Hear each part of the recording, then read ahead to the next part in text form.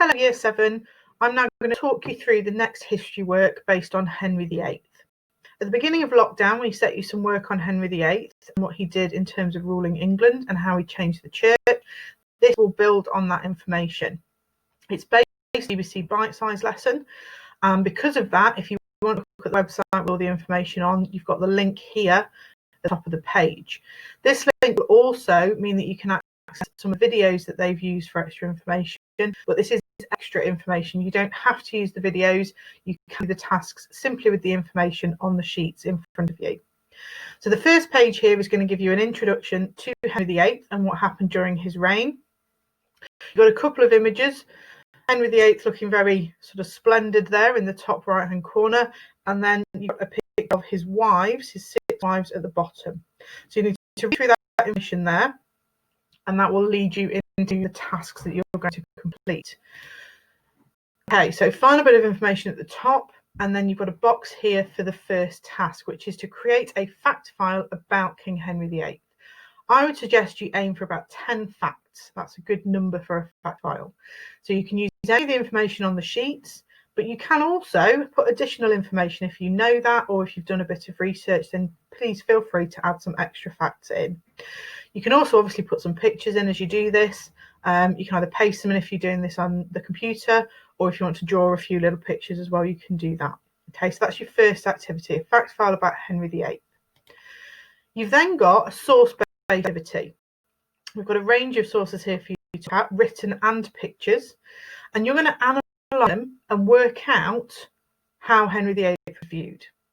So, for example, if we have a look at source A here, this is a source from the ambassador of Venice in Italy, and he's describing King Henry at a feast in 1515. This is what he says. He wore a cap of crimson velvet in the French way. The brim was tied up with lace loops which had gold in tags. Scarlet was his tights.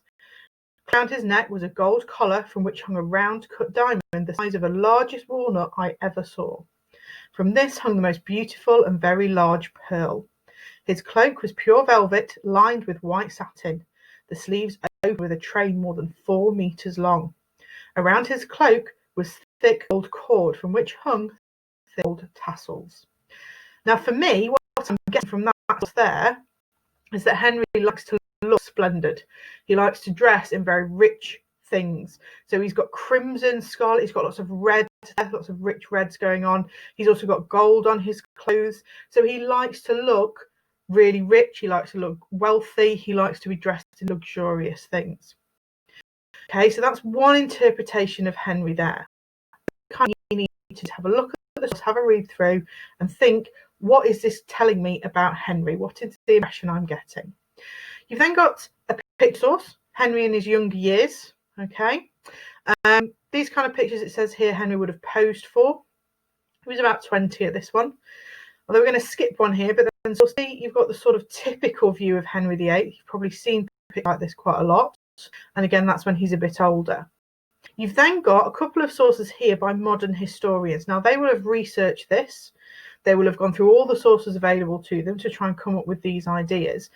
They have a particular view of Henry, but they will have done the research and they will be backing it up with that. You've then also got a source from Henry VIII. It's an interesting one because these sources, you should be thinking about how much you trust them, whether you believe them. And this is a good one to pick up on. If it's a close friend of Henry VIII, he's likely to be saying good things about Henry. If it was an enemy, he's likely to be saying things. So for each of these sources, also think, would these people want to show Henry in a certain way? You've then got 3 more on the next page. You've got a modern historian for these 2 here, and then you've got a final portrait bottom of Henry VIII again. Okay, so each of those sources, you need to good look through them, have a think who wrote them, and have a think about what they're showing about Henry. Your tasks are then on this final slide. So let's run through those. So you need to read source A, which is the one I read out. Highlight on the source 3 ways Henry has tried to show off his wealth to others. So what 3 things in that source show that he's trying to make people think he's really rich? Question 2, compare sources A and B. How would you describe Henry based on these 2 sources alone? So imagine you've not seen any of the others. Just on those two sources, what do you think Henry looks like? What's he like? What's doing when he shows himself off? What are the key things that stand out? Then have a look at source C. And then if you look at that one, how would you describe Henry when he was older based on that source? Source D, painted around the same time as source C. So do they give you the same idea? So is source D a picture of basically what's written in source C? Or has the painter to hide certain things that are maybe mentioned in source C, but you can't see in the picture in source D? Number 4 is to read as E and F. And what leisure activities did Henry like doing? So by leisure activities, we mean what does he like to use his spare time for? What does he spend his spare time doing? And then finally, can we trust sources B, D, and I to give an honest picture of how Henry really looked? So do we trust him? Remember I said earlier, think about who's written it. Think about who said it. If it's a close friend, are they going to be horrible about him? Okay, so that's what you need to think about for that source there. All right, and that is your history work for the next couple of weeks. If you're not sure about anything, please email your history teacher and they will get back to you and help you out. Okay, good luck.